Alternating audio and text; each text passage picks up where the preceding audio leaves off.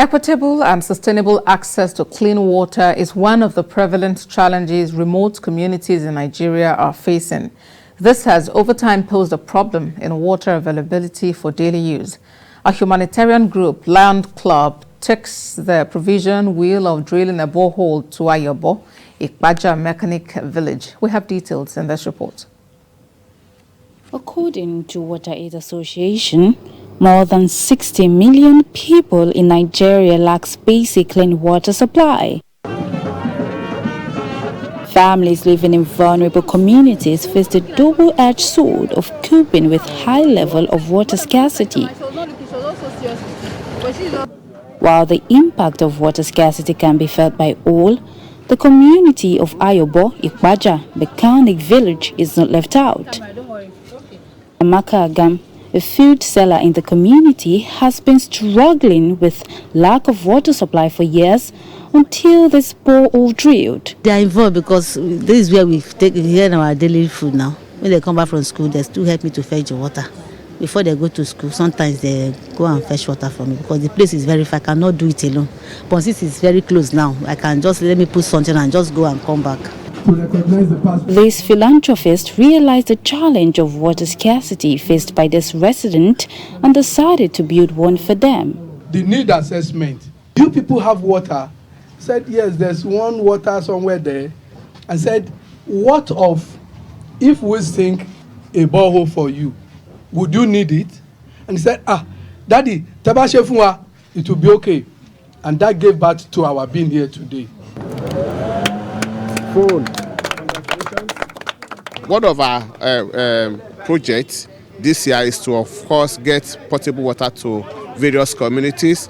Once we do need assessment and we find out that you need water, we'll try and come to their rescue. And that's what we have done here again today. It was hectic, but at least because we are determined to provide potable water to the community, we're able to surmount all those challenges. The people of Ayobo see this gesture as an answer to their prayers. Before, we used to go etasketa to look for water, but now you can even see that as from now henceforth, we will be enjoying water as we want it. So we give thanks to God and Lions Club. The wake of groups that go against all odds to ensure that the needs of Nigerians are met will perhaps go a long way in alleviating hardship in Nigeria. Are you aware that road accidents are one of the leading causes of deaths among school children? Now, road safety experts are eager to curb those trends through more sensitization of school children on the need for road safety. Helen Osamide-Akins reports. Road traffic fatalities are the leading cause of death among children and young people around the world, as every 4 minutes a child dies on the road globally. A report reveals that young people account for 500 out of about 2,000 deaths recorded on the road each day globally. The project, Road Safety Grant Program, gathers young people from schools in the FCT. It is aimed at promoting road safety awareness among young people, with special consideration for school children in order to contribute to the reduction of road traffic crashes. We believe that the pupils would understand how to use the road, and the enlightenment of drivers on the 4th of June, we believe it will enhance the knowledge which drivers already know. Between January and March, precisely the first quarter of this year, we have had 9 cases of crashes involving students that virtually led to death of students in the FCT that use the road. The categories of persons that are susceptible to road crashes, the categories of persons that whatever thing that happens on the road, they are the target population. Speakers at the program stressed the need for every Nigerian to be involved in the project to ensure road cases involving children are significantly reduced. Beyond the government action to promote road safety, we want young people to also get educated on road safety ethics and practices, so that they also take action irrespective of where they find themselves. In their school, they should take action by ensuring that they are safe and their fellow classmates are also safe. Everyone must take it as a responsibility to ensure that every Nigerian child is safe from road accidents. After poverty, it is reported that road accidents is a major cause of death in the country. Such sensitization program will go a long way to help reduce accidents involving young children. Helen Osamede-Kings, TVC News, Abuja. Elections around the corner, the media has been challenged to be fair and objective in the reportage and to avoid being used by money bags to propagate falsehoods. Speakers at a conference to promote democracy and good governance in Abuja say the media must ensure they carry out their mandate without bias. Helen Osamede-Akins reports.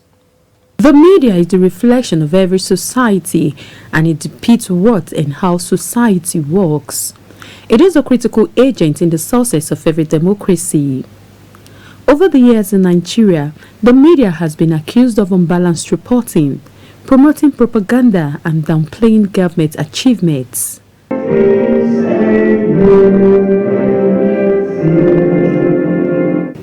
Here at this conference with the theme, Election and Good Governance, the role of media, electorate and the umpire, media practitioners is again brought to the fore. Media practitioners are challenged to engage in fair and balanced reporting irrespective of the government in power. You know, in the country today, it is almost fashionable to take pot shots at the government. No government will be happy to see its citizens being killed. No government.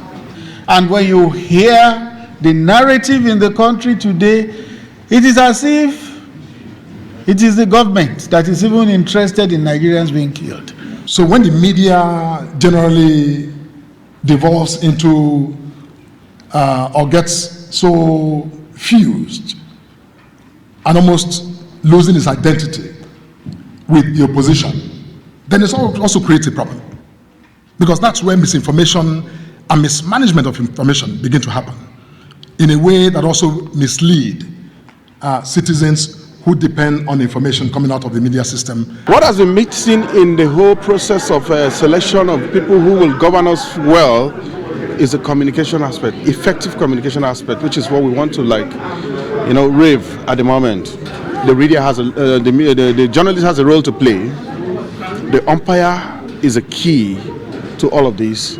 Those who have been at the forefront of promoting credible and balanced reporting in the country were rewarded and encouraged to keep the good work. The media as the watchdog must at all times strive to meet its mandate irrespective of whoever is in power. Helen Osamede-Akins, TVC News, Abuja.